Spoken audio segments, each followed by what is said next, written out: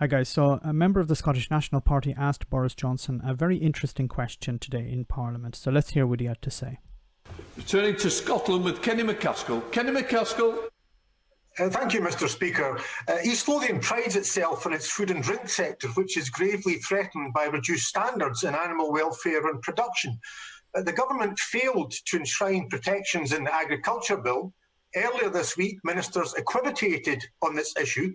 Will the Prime Minister now take this opportunity to be clear today that high standards will be protected, a Food Standards Commission will be established, and that we won't face chlorinated chicken on our table, along with Kentucky Fried Medicine in our hospitals? Prime Minister. Mr. Speaker, not only will we protect animal welfare standards, but we will be able, on leaving the EU as we have, we will be able to increase our animal welfare standards. Okay, so why is Boris Johnson allowed to lie in Parliament? I really don't understand how it's possible for an MP to lie in Parliament. It's possible. They're permitted to lie in Parliament. I don't understand why that's the case.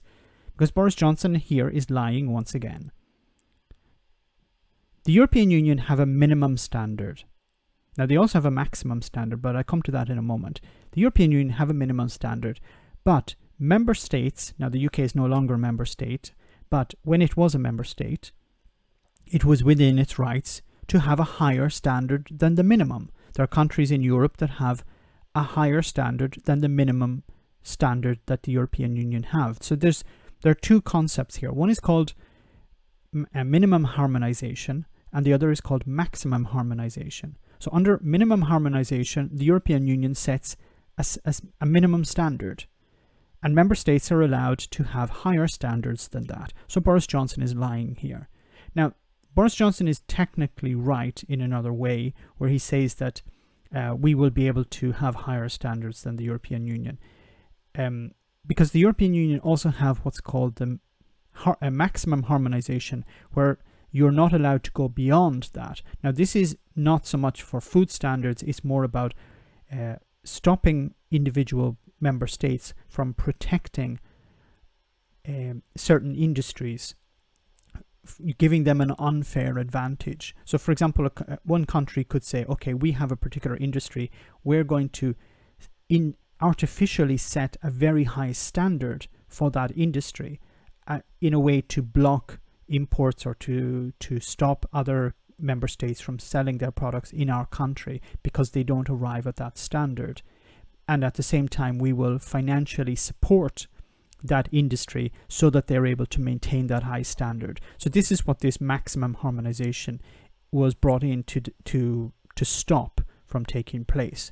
Now, it's interesting also that Boris Johnson is saying this when I know it, and he obviously knows it, but he has decided to lie instead.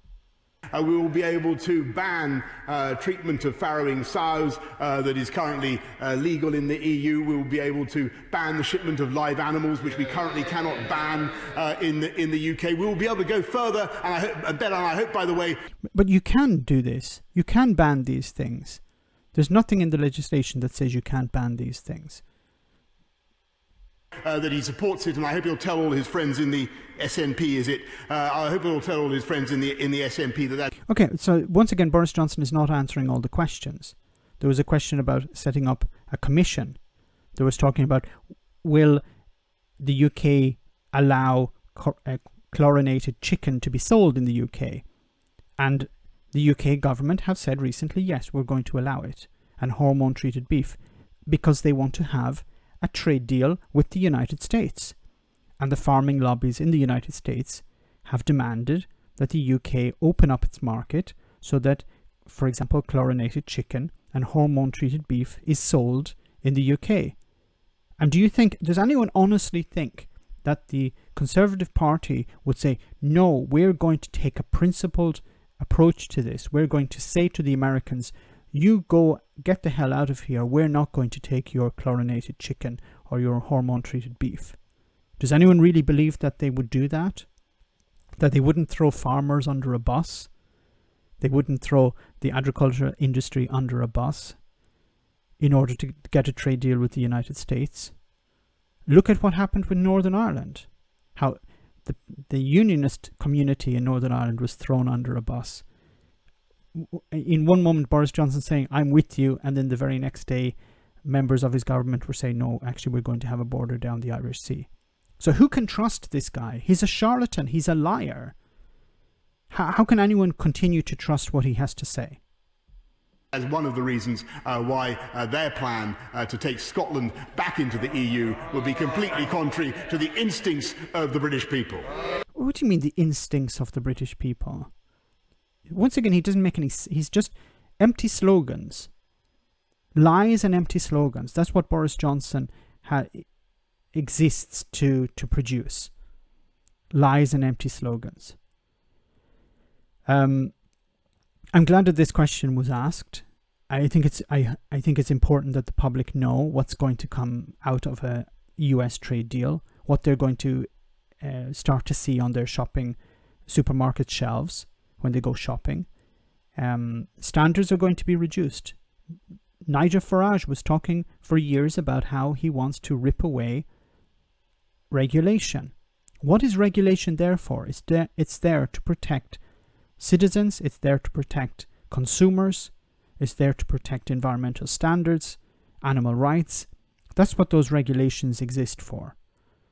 And Brexit, the Brexiteers, the Tories, want to eliminate all of those. They want to turn the UK into a wild west of regulations.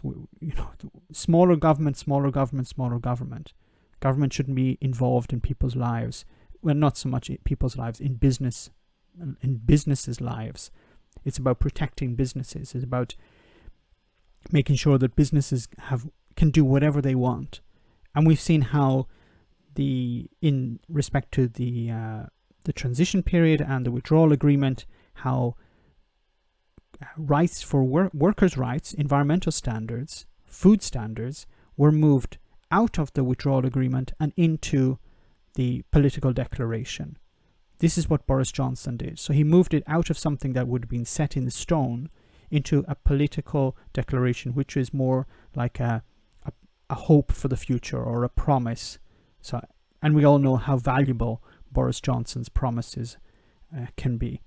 So let me know in the comments, guys, what you think. As always, your comments are greatly appreciated. Thanks.